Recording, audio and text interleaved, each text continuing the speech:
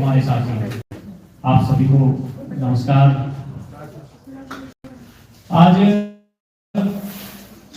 Parasnath college, बिल्कुल पारसनाथ का जिक्र आता है तो किसी भी शख्स के सामने गांव की तस्वीर आती है। वो गांव, उस गांव में खेती के माध्यम से हल चलाकर अपनी जीविका का उपार्जन करने वाले किसानों की तस्वीर सामने आती है। और उसी बीच एक तस्वीर आती है उसी किसान परिवार की बहनें भाई लोग अपने कंधे पर केवल बस्ता लेकर नहीं, उस परिवार की एक उम्मीद को लेकर इस विद्यालय की दूरी को तय करते हैं। काफी कम उम्र में उनकी आंखों में बहुत लंबे लंबे सपने होते हैं और उस सपनों को पूरा करने के लिए वह एक रास्ता ढूंढते हैं। वो रास्ता आपके शिक्षक होते हैं। आप अपनी उम्मीदों को, अपने सपनों को लेकर यहाँ तक आते हैं और आज इस कॉलेज प्रांगण में मैं आप सभी से आग्रह करूंगा, क्योंकि वास्तव में आज अगर मैं आपके बीच विधायक के रूप में खड़ा हूं तो बेशक लोगों ने कहा, और वास्तविकता यही है कि इस बार 2024 के सदन में मैं झारखंड का सबसे युवा विधायक हूं।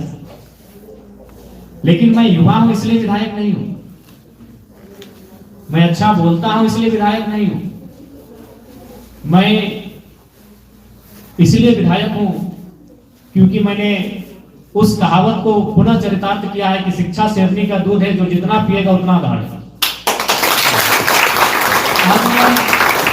और पहला झारखंड के इतिहास का भी शायद मैं पहला विधायक हूं जो स्टूडेंट एमएलए।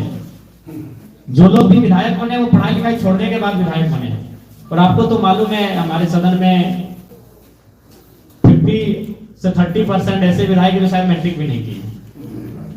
यानी हम झारखंड के 24 सालों के हिस्ट्री में पहला विधायक है जो स्टूडेंट एमएलए। स्टूडेंट लीडर तो होते हैं, स्टूडेंट लीडर हर कॉलेज में होते हैं, छात्र नेता होते हैं, लेकिन छात्र विधायक हम झारखंड के इतिहास में पहला, क्योंकि हम अभी करंट स्टूडेंट। ऐसा नहीं कि मेरी पढ़ाई छोटी है। मैंने 2017 में मास्टर कोर्स कंप्लीट किया है और उसी साल मैंने विनोबा भावे से एंट्रेंस टेस्ट दिया था पीएचडी का, उसको मैंने पास किया है। और उसी 2018 में मैंने एडमिशन लिया है विनोद बिहारी महतो विश्वविद्यालय धनबाद में। और चूंकि पिछले 2 सालों में काफी आंदोलन रहा तो समय का अभाव रहा, और पहला कि हम अभी अपनी पढ़ाई को जारी रखें, क्योंकि मुझे मालूम है कि आज मैं अपनी शिक्षा की बदौलत ही यहाँ तक आया हूँ। इसलिए आप तमाम मेरे जो छोटे छोटे भाई बहन लोग यहाँ बैठे हैं छात्र छात्रा के रूप में, आपको मेरा यही संदेश होगा। आज जिस जयराम महतो से आप परिचय हो रहे हैं, आज इसके चर्चे दिल्ली से लेकर उत्तर भारत से लेकर नॉर्थ भारत से लेकर कश्मीर तक है। चूंकि आज इस विधानसभा के चुनाव में जो हमारे पक्ष में परिणाम आया है, भले विधायक तो हमारी पार्टी से एक जीत कर गया है, लेकिन काफी ज्यादा वोट आने का पूरी चर्चे हैं। तो उसका कारण यही कि हम पढ़े लिखे थे, पढ़े लिखे युवाओं को हम लोगों ने आगे किया, तो आज ये परिणाम हम लोगों ने हासिल किया है। तो इसलिए आपसे भी हमारी आग्रह होगी कि आप पढ़ाई लिखाई में कटौती ना करें, क्योंकि इसलिए मैं आपको ये संदेश देना चाहूंगा, क्योंकि मेरा मानना है कि आप कम से कम हमसे तो बेहतर परिवार से आते हैं। क्योंकि बहुत सारे लोग शिकायत करते हैं कि पापा की कमाई नहीं है, माँ के पास 2 पैसे नहीं है, इसलिए हम पढ़ाई पूरी नहीं कर पाते हैं। ये शिकायतें आपको अक्सर आती हैं। तो मैं आपको बताना चाहूंगा कि आप हमसे निर्धन परिवार से शायद नहीं होंगे। इसलिए नहीं होंगे क्योंकि मेरे परिवार में मैंने बहुत करीब से देखा। जब मेरा परिवार है तो मैं करीब से ही देखूंगा। मेरे परिवार में 20 साल ऐसा बीता है जहां कोई पुरुष मुखिया नहीं, यानी उस परिवार में आप कह सकते हैं मर्द। मेरे चाचा थे लेकिन दोनों आंखों से अंधे थे, तो गांव घर को चलाने वाले हो नहीं सकते। यानी मेरे परिवार में मेरे जन्म के बाद से जब तक हम लोग बड़े नहीं हो गए तब तक मेरी माँ ने इस परिवार को संभाला। और अभी किस परिस्थिति में आपको मालूम है, जब मेरा पिताजी का डेथ हुआ था उस समय मेरी उम्र मात्र 2 साल थी। और उससे बड़ा दुख का क्या बात था कि मेरा जो छोटा भाई था वो प्रेग्नेंट में, माँ के कोख में था, उसका जन्म भी नहीं हुआ था जब मेरे पिताजी का डेथ हुआ था। मेरे पिताजी जब डेथ हो गए उसके अक्टूबर में डेथ हुआ था और जनवरी मेरे भाई का जन्म हुआ था, यानी 4 महीना बाद मेरे भाई का जन्म हुआ था। उसी साल पिताजी का डेथ हुआ था अक्टूबर में, और मेरे दादाजी का भी डेथ हुआ था शायद जुलाई में। उसी साल में मेरे दादाजी मेरे पिताजी दोनों दुनिया के छोड़ के चले गए। और ट्रेजेडी क्या थी, मेरे से पहले मेरे 2 भाई बहन थे, वो भी काफी कम 1 साल 2 साल के अंदर उनकी भी डेथ हो गई। यानी मेरी माँ जिसने परिवार को संभाला, वो सोच सकते हैं कि किस कंडीशन में होगी। 2 बच्चे उसका डेथ हो चुका था, उसी साल ससुर जी का डेथ हुआ था, उसी साल वो 28 साल की उम्र में विधवा हो चुकी थी। और उस माँ ने मुझे पढ़ाया, उस माँ ने कभी कंप्रोमाइज नहीं किया। क्योंकि लोग जब आते थे तो बताते थे कि आपका बड़ा बेटा पढ़ने में बहुत तेज है, वो कभी हमको अपना घर का काम नहीं बोली। जहां तक हो सका हमारे लिए 2 पैसा जुगाड़ करके हमको पढ़ाने के लिए कार्य की। तो मैं आपको ये संदेश इसलिए बता रहा हूँ कि मुझे लगता है कि आप जो लोग यहाँ बैठे हैं, कम से कम आपके माता पिता आपको कहीं ना कहीं जुगाड़ करके व्यवस्था करके देते होंगे। तो इसलिए जब भी मन में आपको ये ख्याल आए कि आर्थिक अभाव में आपको अपनी पढ़ाई छोड़ना पड़े, तो एक बार आपको दुनिया नहीं, कम से कम अपने विधायक को याद कीजिएगा, मैं उस जगह से उठकर आया हूँ जहां से लोग सोच नहीं सकते। तो इसलिए कभी भी आप अपना किसी भी बहाना बना करके पढ़ाई को मत छोड़िएगा।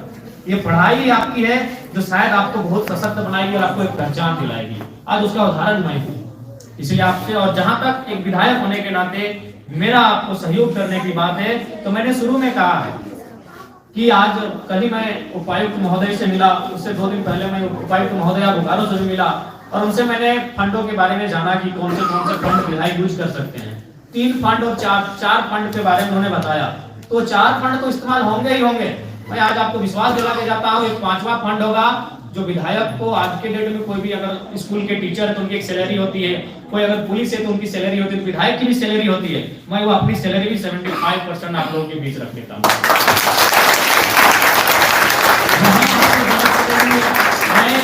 और चूंकि मैंने पहली प्राथमिकता शिक्षा को ही रखा, क्योंकि अगर युवा शिक्षित होंगे, भाई बहन लोग शिक्षित होंगे, तो निसंदेह वो अपने अनुसार रास्ता तय कर लेंगे।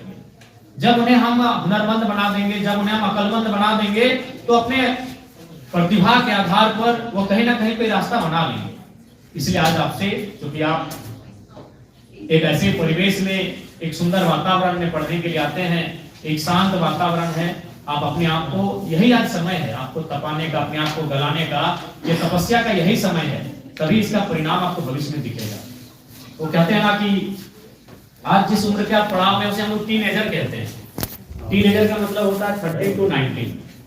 ये एक ऐसा उम्र होता है जिसकी तुलना हम एक नदी से करते हैं। नदी जिसमें बारिश के मौसम में एक नदी को आप देखते होंगे, जब वो नदी अपने रास्ते में चलती है तो अपने रास्ते से हट के चलती है, कभी पहाड़ों से टकराती है, कभी वृक्षों को डुबा के ले जाती है, कभी चट्टानों से टकराती है, और वो अपने तूफानी अंदाज में बहती चली जाती है, क्योंकि वो बरसाती नदी होती है। लेकिन अगर उसी नदी में अगर डैम बनाए तो वो डैम का पानी निर्जन ऐसे भूमि पर जाएगा जहां पानी की संभावनाएं नहीं है और विकसित होने का कार्य होगा। तो डैम का तात्पर्य है आप अभी एक नदी के समान हो। जो भी छात्र छात्राएं हमारे सम्मुख बैठकर हमें सुन रहे हैं, आप एक नदी के समान हो। कौन सी नदी? जो बारिश के महीने में तांडव मचाती है। आप उम्र के उस पड़ाव में हो, तो आप में जब तक डैम नहीं बनेगा तब तक आप किसी को उन्नति का कार्य नहीं करेंगे। तो डैम का मतलब है अनुशासन, डैम का मतलब है आपके शिक्षकों की निगरानी, डैम का मतलब है मर्यादा। जब आप अनुशासन में रह के अपने शिक्षकों के दिशा निर्देश का अनुपालन करके आगे बढ़ेंगे, तो निसंदेह जिस प्रकार वह नदी और डैम का पानी जब उसे रोककर निर्जन स्थानों में हम लेकर जाकर खेती की बात करेंगे, खेती का काम करेंगे, ठीक उसी प्रकार जब आप अनुशासित होकर आगे बढ़ेंगे, तो निसंदेह आप अपने साथ साथ, अपने गाँव के साथ साथ, अपने समाज के साथ साथ इस क्षेत्र में उन्नति और नाम रोशन करने का काम करेंगे। इसलिए आप सभी समाज